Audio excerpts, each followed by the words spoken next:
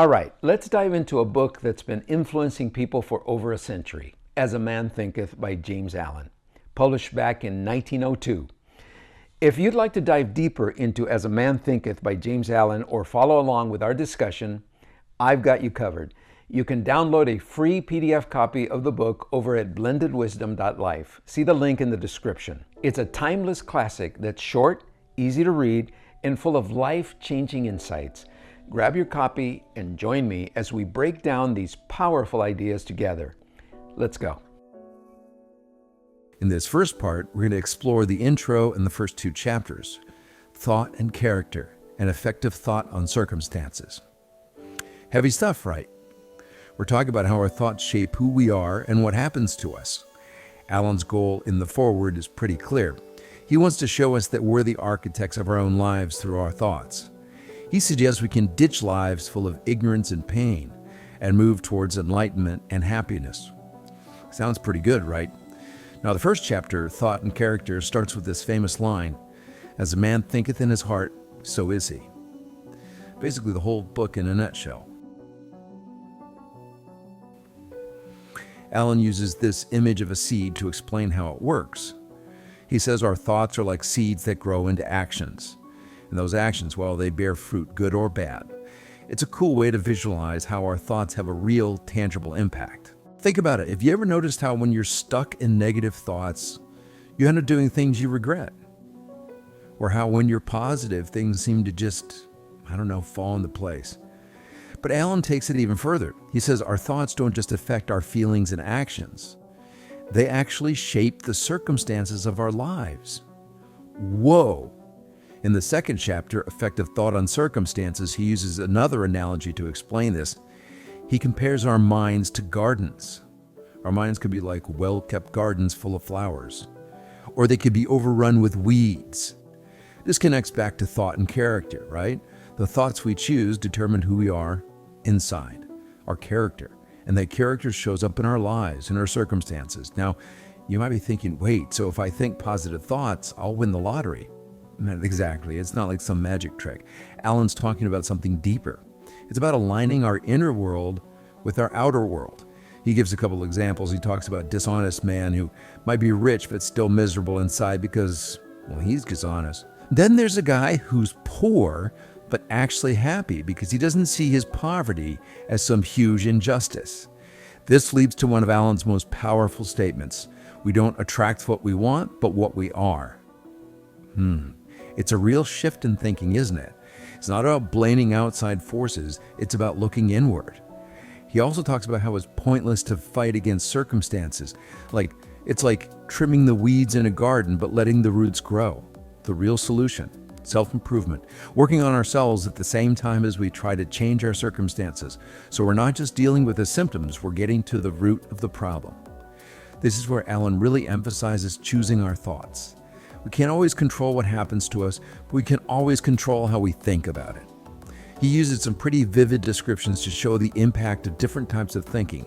Like, he says, bestial thoughts can lead to destitution and disease, hateful thoughts to injury and persecution, and loving thoughts to prosperity and true riches.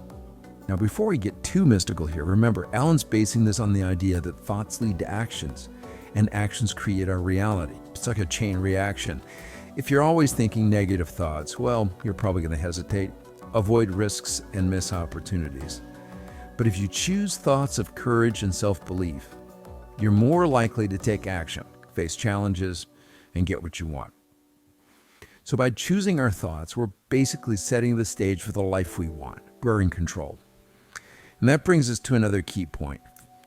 Taking responsibility for our thoughts. We often think thoughts just happen to us. But Allen says we have more control than we realize. We can choose which thoughts to focus on, which ones to let go of. It's like we're the guardians of our minds. And with that comes the responsibility to create a mental space that helps us grow and thrive, making sure we're planting the right kind of seeds, It can feel overwhelming, right? It's easy to fall into negative thinking, especially when things are tough. But Allen says we can train our minds to think more positively. It's like working out a muscle. The more you do it, the stronger it gets. He even suggests some ways to do this, like mindfulness, paying attention to the present moment without judgment. Positive affirmations, repeating positive statements to ourselves, and consciously replacing negative thoughts with positive ones. It's a constant process, not a one-time fix. But Alan believes we can change our thoughts, and in doing so, change our lives. All right, let's quickly go over the key takeaways from this first part of As a Man Thinketh. Our thoughts are super powerful. They're like seeds that shape who we are and what happens to us. We attract what we are, not necessarily what we want. So inner transformation is key. And to change our circumstances, we got to change our thoughts. Take responsibility for what's going on in our minds and cultivate a positive mindset. If our minds can truly master time and conquer space, he says, what seemingly impossible goals might become attainable through the power of thought. It makes you think, doesn't it? What dreams have you given up on because they seem too big? What if you could change your reality by changing your thoughts? That's what As a Man Thinketh is all about.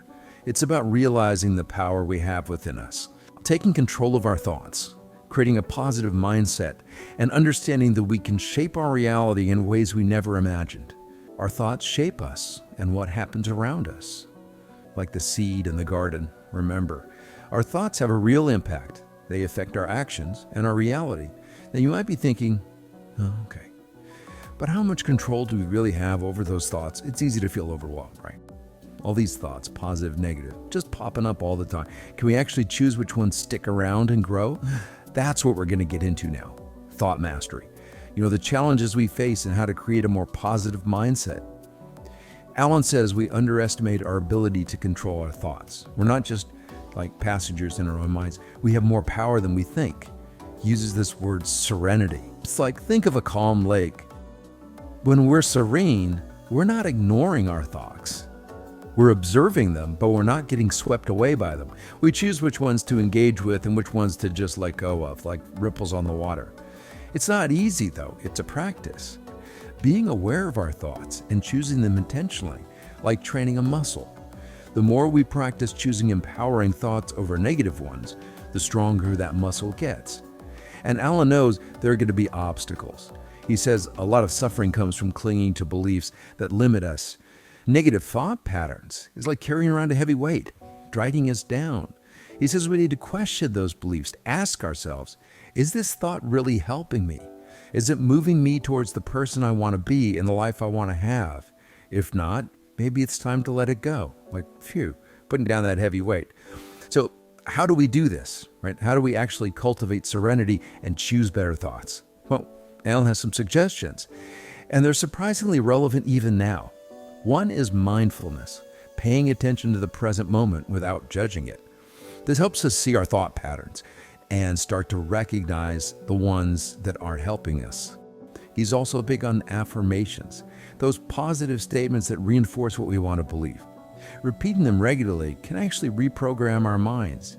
Shifting those default thought patterns, another technique. Consciously replacing negative thoughts with positive ones. So when you catch yourself thinking negatively, counter it with a positive affirmation or just a more helpful perspective. It's like weeding that mental garden, pulling out the bad stuff and planting good stuff instead. And this isn't a one-time thing, right? It's a constant process. It takes patience and being willing to change those ingrained thought patterns. But he says it's worth it. Now, being serene doesn't mean we'll never have negative thoughts again. Life happens. But with practice, we can deal with those challenges better. We can choose thoughts that help us move forward instead of getting stuck in the negativity. So we need to focus on changing from the inside out. So now, I want to zoom out a bit. Look at the bigger picture. What does this all mean? How can we actually use Alan's wisdom to, make real changes in our lives? Alan ends with this powerful question. He asks, if our minds can truly master time and conquer space, what seemingly impossible goals might become attainable through the power of thought? It's a big question, right?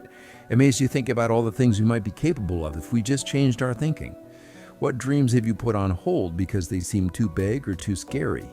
What if the only thing stopping you is, your thoughts? Alan wants us to see ourselves as creators, not just reactors. We're not just stuck reacting to whatever life throws at us. We can choose our thoughts. And by doing that, we can shape our own reality. Now, I'm not saying we can just wish for things that will magically appear. It's about making sure our thoughts, beliefs, and actions are all working together to get us where we want to go. It's about having a mindset that pushes us to take action, deal with challenges, and go after what we want. Just imagine what's possible if we really embrace this idea. If our thoughts really can shape our reality, then we become the architects of our own lives. We can create lives that are full of purpose, meaning, lives we actually want to live. As a Man Thinketh is like a pep talk. It's telling us to step up, recognize our potential, and become conscious creators. It's about taking care of that mental garden, planting those seeds of positivity, resilience, and believing in ourselves. So, as we wrap up, think about what Alan's saying. What parts of your life could be better if you just shifted your perspective a little? What beliefs are holding you back? What dreams are you ready to unlock? Remember, learning to master your thoughts, it's a journey. There will be bumps in the road, challenges, setbacks, times when you doubt yourself. But if you keep at it, stay committed, you can create a mindset that helps you create a life beyond. So that's it for part 1 of our journey through James Allen's timeless classic, As a Man Thinketh. And I'd like to say something about the use of the word man in the title of this book, which was written at the beginning of the last century. I want to remind you that it refers to humanity as a whole, not just one gender. We've started uncovering the profound connection between our thoughts, character, and the circumstances we create. But we're just getting started. In the next video, we'll dive into the fascinating mind-body connection and how our thoughts directly impact our health and well-being. Don't forget to subscribe to Blended Wisdom to follow this series, and visit blendedwisdom.life for articles and resources to deepen your understanding of today's topic. Don't forget to check the link in the description to get a free download copy of the book. See you in the next video.